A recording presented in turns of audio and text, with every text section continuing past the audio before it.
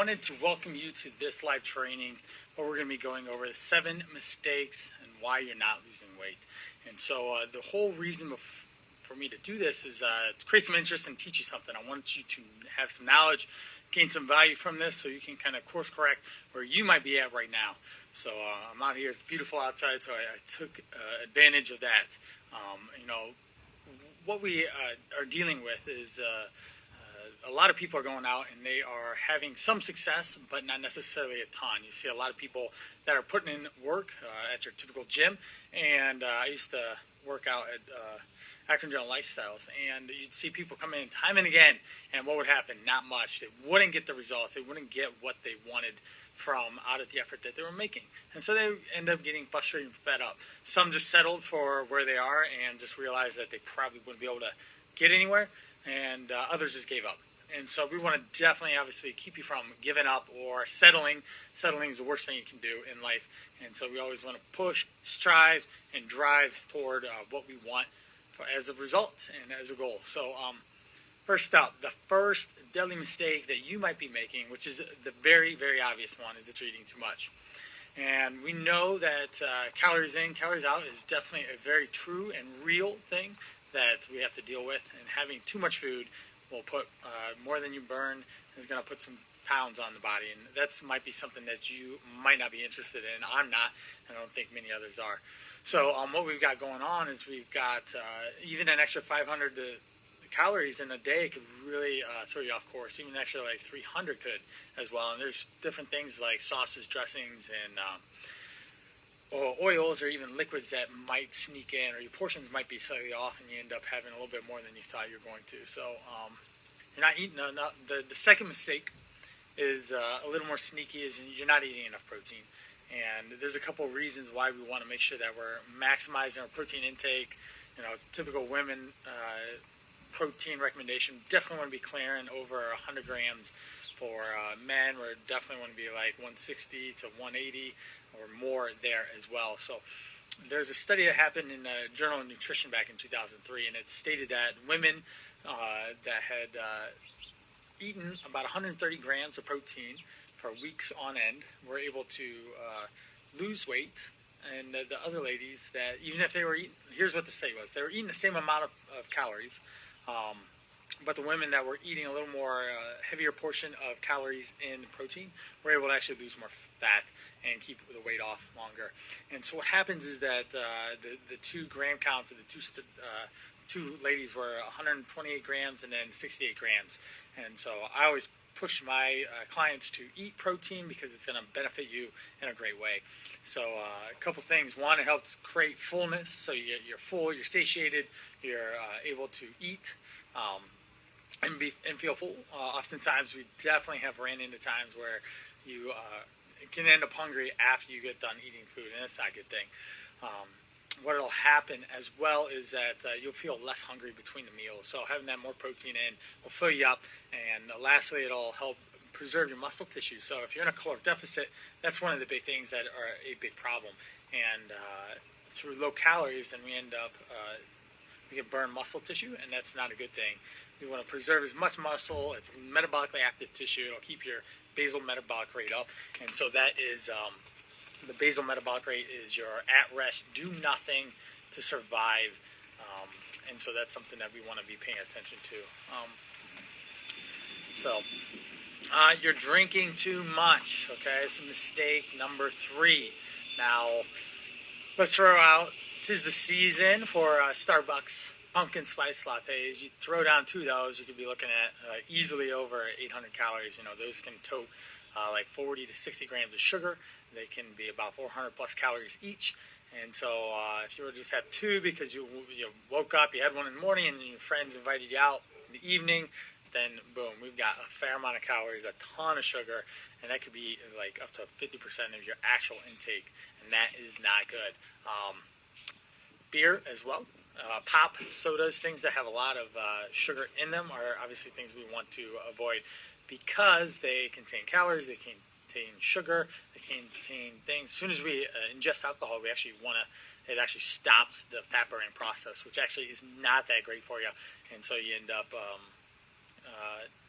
having some trouble. there.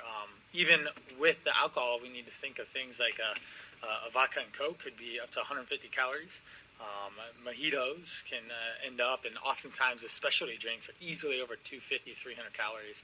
So mojitos or martinis and whatnot. So drinking your calories is a big issue. So number 4, you think your healthy food is calorie free. So things like avocados and what else? Like even your greens, like broccoli, like they do have calories. An avocado it can have up to 300 calories. So if you have one that's 300 calories and you have multiple ones, then we're definitely in trouble there. So it's not that healthy food isn't ideal, and that's obviously what we want to be eating, but we also want to make sure that we're portioning out and limiting our portion sizes quite a bit.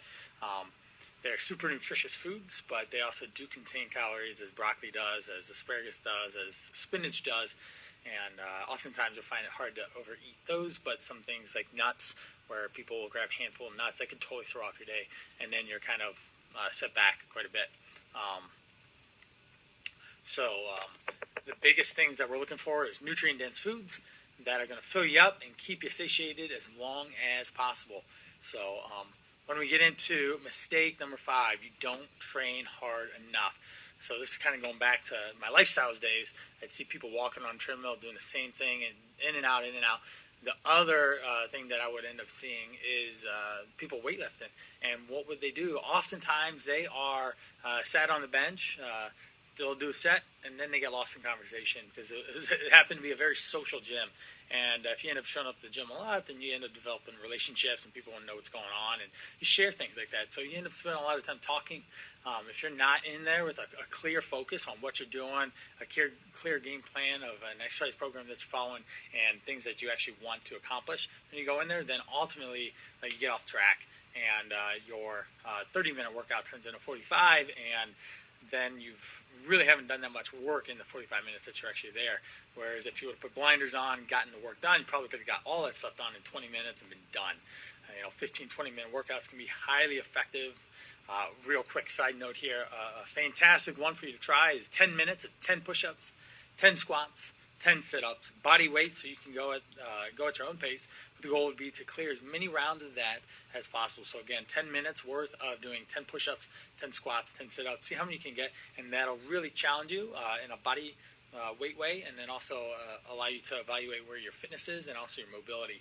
So when we're looking at heavy weight, when we are looking at getting into doing training harder, the clear thing that we want to focus on is building some muscle, and we build muscle via lifting weights. And so we really want to try and lift as heavy as we can. Obviously, it's going to be a progression of where you're at and where we need to go. So don't plan on going to the gym and lifting 200 pounds tomorrow.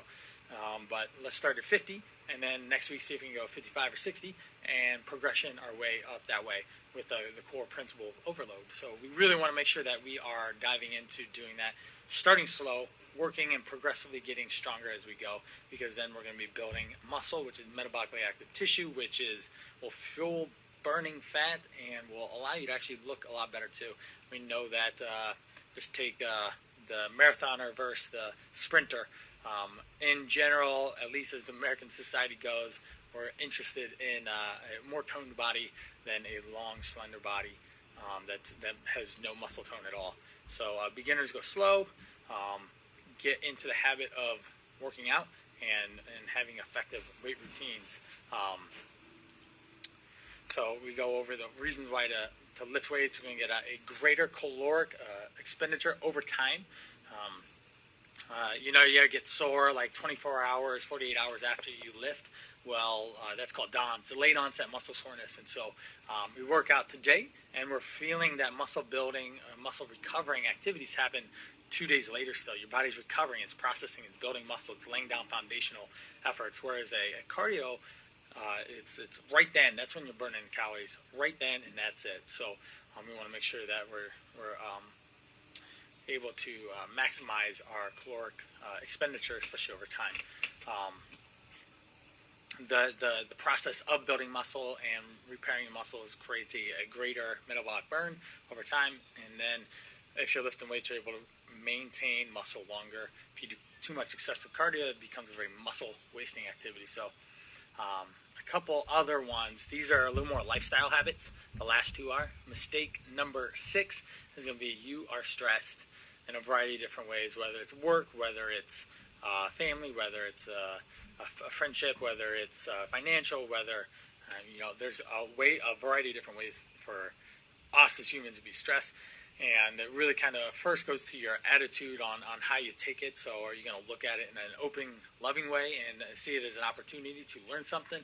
Or are you going to take it and really kind of mull over and dwell in it and not really come up with a workable solution to alleviate that stress? So stress really puts brakes on fat loss, and it allows your body to start producing catabolic or negative type of hormones that are going to raise your cortisol levels, and ultimately they're going to hold on and store body fat as long as possible. So even if you're spot on with your training and nutrition, you can definitely end up still sacrificing results because you're too stressed. A couple ways to relieve stress.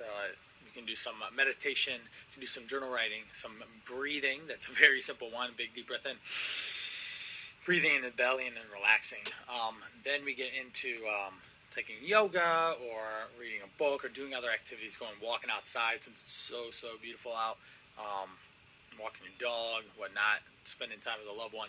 And then last up, the 7th and final mistake of reasons why you might not be losing weight and getting the ideal body that you desire is you're not sleeping enough. Go figure. We definitely looking like 6, 7, 8 hours, 6 to 8 hours or more. Ideally, if you can clear 8 hours every day, we're making some good strides. We're making good progress there. Under 6, your body is struggling. It's not repairing itself. The hormones aren't getting cleared out, and your body is releasing cortisol, and it's just not a good thing. Maybe you have restless nights. You get woken up in the middle of the evening, mid-morning, like 4 in the morning. That's not necessarily a good thing. Or you're taking multiple trips to the bathroom. So nighttime, and I find that as my clients get older, that becomes more of an issue. Getting enough sleep and actually feeling fulfilled and lively the next day. So when we're doing this stuff, we want to make sure that we have a routine. If you were to need some magnesium, that could be a very natural supplement that you can actually take to help with magnesium or melatonin to help with that process of sleep. Then lastly would be your bedtime routine, cutting out screens, cutting out any type of activity, coffee, physical exercise or movement, cutting that out. So you really just kind of set up with a regular scheduled evening, a routine that is going to allow you to actually get where you want to go. So there's 7 mistakes. We'll go over them one more time. We've got number 1, you're eating too much. That's the obvious one. Number 2, you're not eating enough protein. I can't stress that enough. Protein is a good thing to be eating. You're drinking too much calorically driven calorie drinks, so like lattes or alcohol or pop, a lot of things that have sugar in them. So number 4 is you think your healthy food is calorie free, or you're not really giving it the appropriate amount of consideration when eating. So like an avocado has easily over 300 calories, so you want to know that, and you want to know how that's going to affect your body. Number 5, you're not training enough. Number 6, you're stressed. And finally, number 7, you're not sleeping enough. So if you want help on any of those, particularly the training or getting in a positive routine, making sure you're eating properly, I've got a ton of resources inside the I Love Macros group, and I've got a ton of resources that I can give you if you need. I've got on my website, ilovemacros.com, you can actually get that as well. So there's a variety of different ways to reach out for some of the content that I've gotten and have produced. If you want more help, more individualized help, that would be kind of where I would step in and help personally coach you with your fitness, your nutrition, and coming up with an overall game plan that's going to allow you to maximize your busy, stressed life and optimize it, so then we're getting the results that you deeply desire and want. So I hope you had a great time with this training. I hope some of them resonate with you and you might have a game plan on how to switch that, maybe track your food a little better, be conscious and aware of what foods and calories going in your body, getting that extra little sleep, turning off Netflix or what have you at night, and then kind of putting in some of those additional strategies. So have a wonderful day. It's beautiful here, so I look forward to enjoying here this afternoon. Bye.